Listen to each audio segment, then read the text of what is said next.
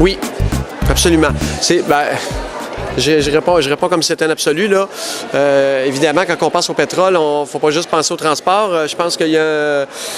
Écoute, tout le plastique, on consomme beaucoup de choses à base de pétrole. Je te dis oui, là, mais certainement pas à court terme. Je pense à très, très long terme. Je pense que oui. De toute façon, à un moment donné, ça va prendre quelque chose de remplacement. C'est pas une ressource inépuisable. Donc oui, je pense que c'est possible. Non.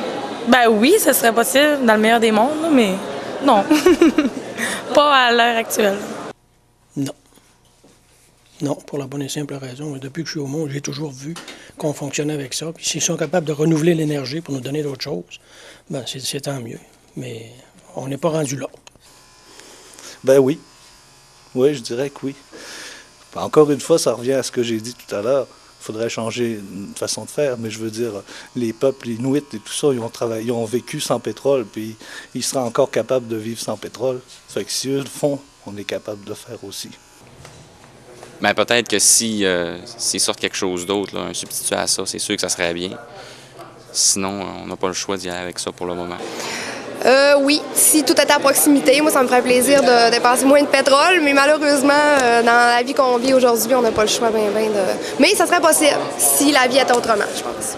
Oui, ouais. Maintenant, non, mais oui, c'est sûr que c'est possible parce que les technologies, je peux pas croire qu'on n'est pas capable de vivre sans pétrole. C'est juste que là, on vit avec parce que le pétrole, il coûte pas cher puis qu'il est disponible facilement, mais un jour, il n'y en aura plus et puis... on va trouver quelque chose, c'est sûr. Pas vraiment. Quand tu as une voiture, tu n'as pas le choix. Surtout quand on reste en campagne ou loin de la ville, tu n'as vraiment pas le choix. Ça prend du pétrole. Absolument pas. Absolument pas. D'abord, le plastique, vous avez sur vous, vous portez des choses en plastique qui viennent directement de l'industrie du pétrole. L'autobus que je parlais tantôt, elle ne marche pas elle pourrait marcher à l'électricité, là, mais enfin, ça marche au pétrole. À court terme, je pense qu'actuellement, à court terme, on ne peut pas y penser actuellement, mais à long terme, oui, il va falloir le faire. Il va falloir qu'il y ait vraiment un gros tournage énergétique au niveau énergétique. On n'aura pas le choix.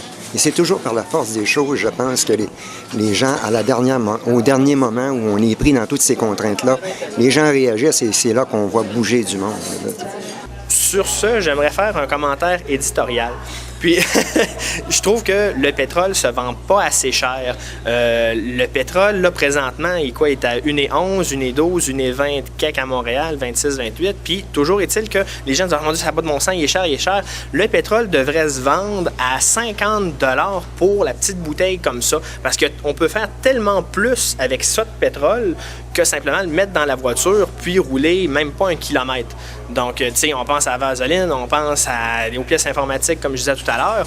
Puis, sur ce plan-là, non, le pétrole ne se vend pas encore assez cher. Puis, on réduit sa plus basse expression, le pétrole, le faire exploser. Qu'est-ce qu'on dirait si, par exemple, toutes les ressources en eau du Québec seraient utilisées uniquement pour faire fonctionner des fontaines à Las Vegas dans le désert? C'est ridicule, c'est aberrant, c'est pour boire. Donc, le pétrole devrait être utilisé à d'autres choses que le faire exploser. Merci.